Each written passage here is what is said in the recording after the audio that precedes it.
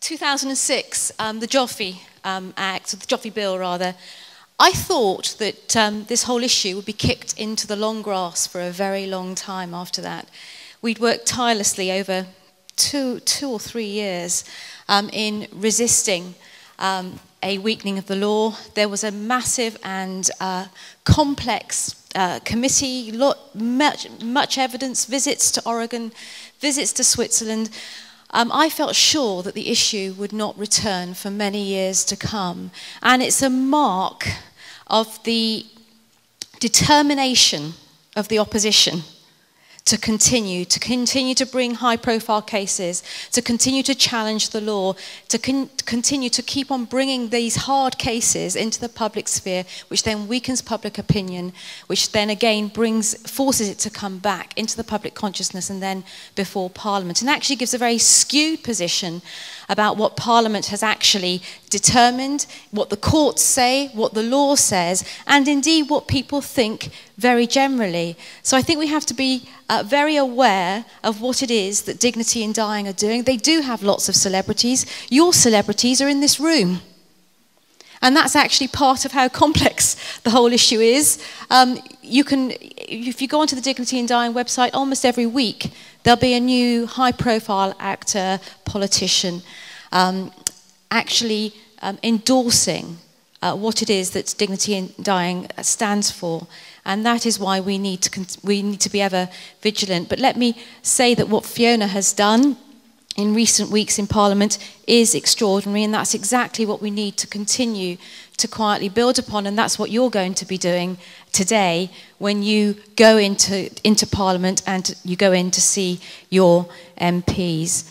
I speak to you as a lawyer, that's my background. I was asked to speak to you on the law this morning, and Peter is right when he says that the common law with regard to murder and also the 1961 Suicide Act make it an offence to kill or to commit or assist in a suicide, and that offence for assisting in a suicide is punishable for up to 14 years imprisonment.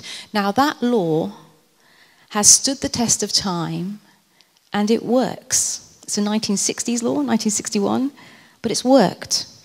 Furthermore, the law at a European level works. At a European level, we have the concept very firmly rooted in the European Convention and the European Court of Human Rights of the right to life. It's the cornerstone of human rights law. And it's protected under Article 3 of the Universal Declaration of Human Rights of 1948 and under Article 6 of the International Convention on Civil and Political Rights of 1966. It's also one of the fundamental provisions of the European Court of Human Rights and has been incorporated into English law by the Human Rights Act of 1998. The article provides this, that everyone's right to life shall be protected by law. No one shall be deprived of his life intentionally, save in the execution of a sentence of a court following his conviction of a crime for which this penalty is provided by law. The right is non-derogable. The state cannot choose to set aside this right in any way for any reason. It is protected above all considerations. So when you go into Parliament today, you can stand and speak securely in the knowledge that currently your law, the law at a national level and at a European level, is wholly on your side and protects life entirely. Euthanasia is by definition, obviously, the intentional deprivation of life and therefore in breach of any obligation that we would have with regards to those European Convention laws. The argument that's used by the opposition to try and weaken the law is based on the principle of autonomy, and this has often been argued under Article 8 of the Convention, saying that a person's right to privacy includes a right to choose to die, or that a person has a right to self-determination. This was firmly rejected in the case of Diane Pretty, which went all the way up to the European Court of Human Rights. There, it was said that Article 2 was non-derogable again, and that the European Court of Rights said that Article 8, that's where the argument was made, was unconcerned with issues to do with the quality of living or what a person chooses to do with his or her life, and that it could not create a right to self-determination. So again, that principle of autonomy that you will hear argued not at this legal level, but essentially in the public sphere, as a right of privacy, as a right of self-determination, is something that's been taken all the way to the European Court of Human Rights and has been very firmly, very roundly rejected. Now, these legal concepts are actually very important ones because hard cases make very bad laws. And the reason why the law stands so firm is in order to protect the weakest and the most vulnerable. You know, legal concepts that would be needed if we were to legalize euthanasia, to legalize assisted suicide, would be concepts of consent. Well, numerous legal problems would arise when trying to decide whether someone had truly given free and fully informed consent to being terminated. Without certainty on this central issue, the argument that euthanasia increases a person's autonomy is fundamentally flawed and would suggest that any waiver of the right to life is not unequivocal. Furthermore, there's a legal concept of competence. Before a patient can consent to euthanasia, you'd have to believe that the patient was competent. Competent has often been defined as having the capacity to make an informed decision. Imagine how complex this would all become if this were to be put into law, and imagine how many loopholes there might be. Also, the legal concept of assisting in a suicide or euthanasia being voluntary. Imagine again how complex that very legal concept would be. Did this person do this in a voluntary capacity? And then the impossibility of regulating these laws. And then the difficulty of protecting doctors who did not want to be involved in such situations.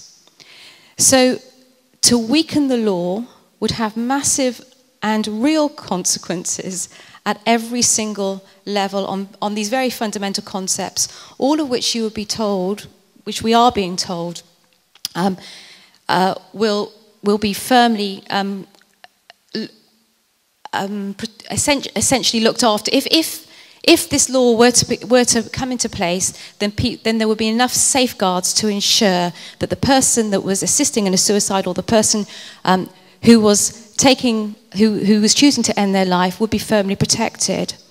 Well, the big case study on that, of course, is the Abortion Act, where we know that that was a 1960s act. Look at the contrast between the two acts. The 1961 Suicide Act, which is in a sense protected life at the end of life, protected those that want to choose to end their lives, and the 1967 Act, where abortion became legal, but essentially it's illegal unless a mother's life is at risk or the risk of physical or mental problems to the mother or child are greater than if the pregnancy is terminated or there exists a substantial chance that the child will suffer from severe physical or mental abnormalities. And 2 doctors have to sign off on one of those particular issues. Those who passed the Abortion Act thought that its rigorous safeguards would be adequate. But what happened when it was passed? Government statistics, in 1967, there were 14,000 abortions. By 1968, it increased to 24,000. By the year 2000, 6 million abortions. And today, 45 years since the passing of that act, 7.5 million abortions in England and Wales. Now, this is despite the fact that abortion is still illegal unless, and the fact that there are safeguards, and the fact that doctors need to sign off and be sure. So how can we ever be sure that what we're being told the very same thing with regard to assisted suicide. And yet we have a case study, a modern case study, that we live with, and indeed we suffer with. Effective lobbying? Well, it's already begun because you're here. That's what I'm going to say. You're actually here. And just as Fiona said, you need to go to your MP today and begin to make the case. All too often, our side, our voice, is ignored or seems to be silent or is written off. So go and be yourselves. Tell your stories. You've got the pieces of paper there in order to prompt you on some of these notes. I just want to say, though, as well as continuing to do what we're doing this morning is actually what's absolutely vital, because we have been successful in resisting the weakening of the law, but we mustn't grow tired. So essentially, I think go and tell your stories, why you're here, why you care. And I'll just give you a quick example of 2 stories in my life which I think make the difference. And you will have similar stories. So perhaps you can tell your MP about the story that makes the difference. I grew up on a business, daughter of an Italian immigrant and an English mother. And the last business that my parents had together before retiring was a residential home for the elderly. And there, people towards the end of their life would come and live. My parents would look after them, and they all loved my father's food because he's the best cook in the world. But they absolutely loved it. They would dress up for dinner, and there was a real community in this business, and we lived on the business. One day, I remember, it's one of the most striking teenage memories that I have, was my mother coming out of the room, the front room of Winifred, and my mother was crying.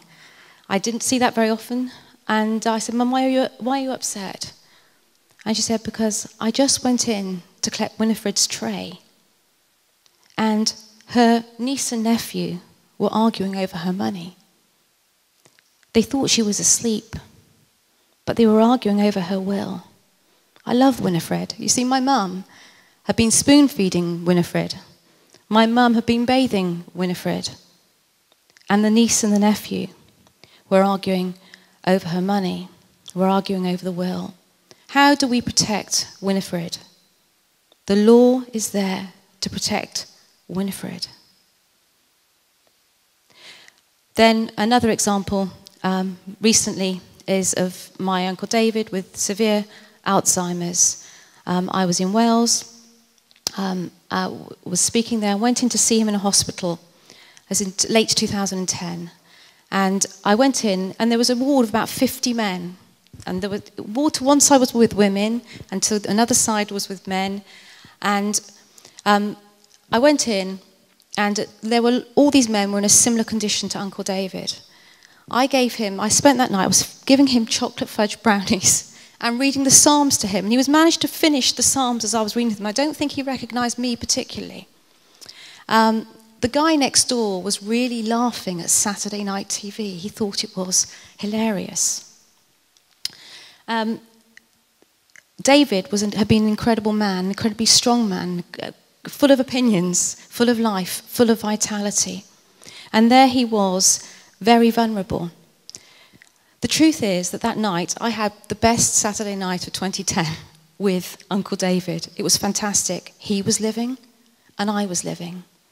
But I had the thought, when I left that ward at Kevin Coyd Hospital, would this ward exist if assisted suicide became law? Would this law exist if euthanasia were permitted?